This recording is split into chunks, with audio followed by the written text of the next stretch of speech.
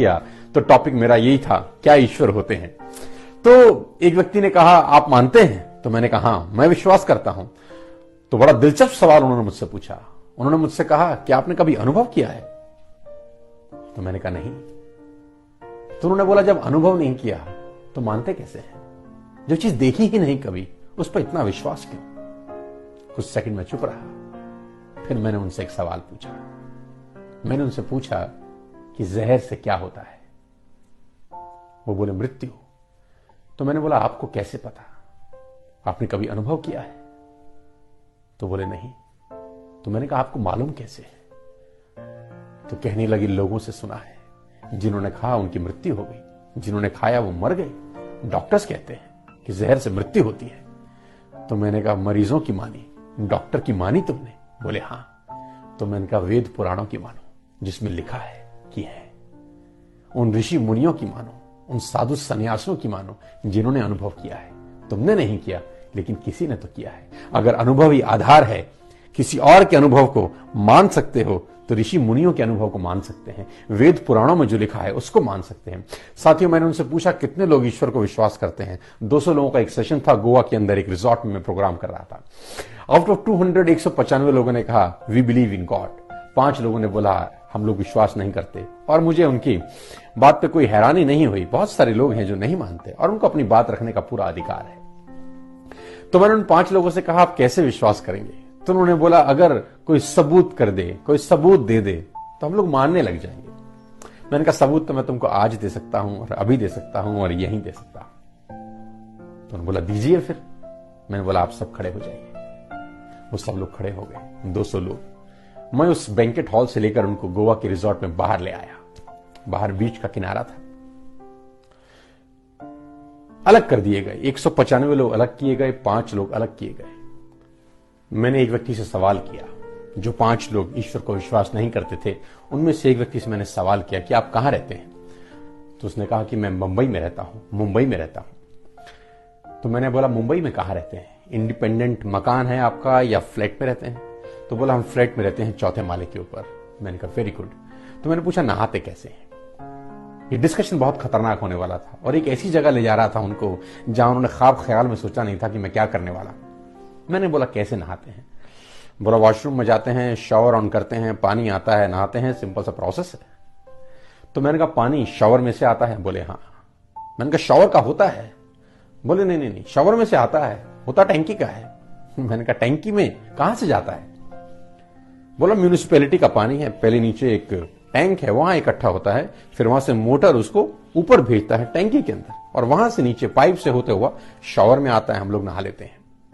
तो मैंने कहा पहले नीचे इकट्ठा होता है? बोले हाँ। बोला फिर मोटर उसको ऊपर चढ़ाता है? तो बोले हाँ। तो मैंने बोला मोटर का जरूरत क्यों है? बिना मोटर के 4th फ्लोर पे ऊपर टैंकी लगा है, वहां पानी क्यों नहीं जाएगा? तो बोला इतना फ्लो कहां होता है सर?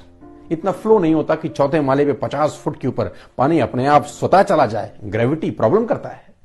मैंने कहा बस यही तो सुनना था, अब आप मानेंगे कि ईश्वर है।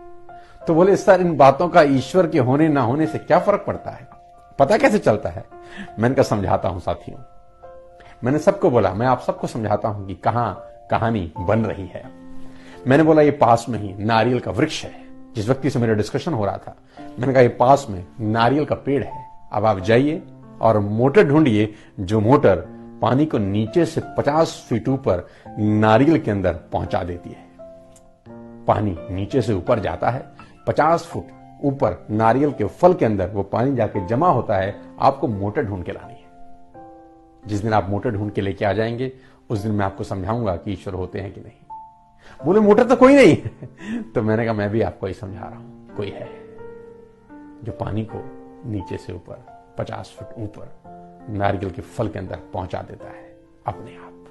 अपने आप नहीं पहुंचता, कोई पहुंचा रहा है, कोई पहुंचा रहा है, कोई सदे हाथ हैं जो ये सारी स्थिति को नियंत्रण किए हुए हैं। दोस्तों, मैंने उनसे पूछा कि मैं सुबह सुबह तुमको देख रहा था, तुम लोग जिम में वर्कआउट कर रहे थे? बोले हाँ सर, हम जिम में वर्कआउट कर रहे थे। तो मैंने बोला जिम में वर्कआउट करने से कुछ लोग ऐसे ऐसे कर रहे थे, ये क्या कर रहे थे? बोला सर वो पसीना निकल रहा था, तो पसीना निकाल रहे थे।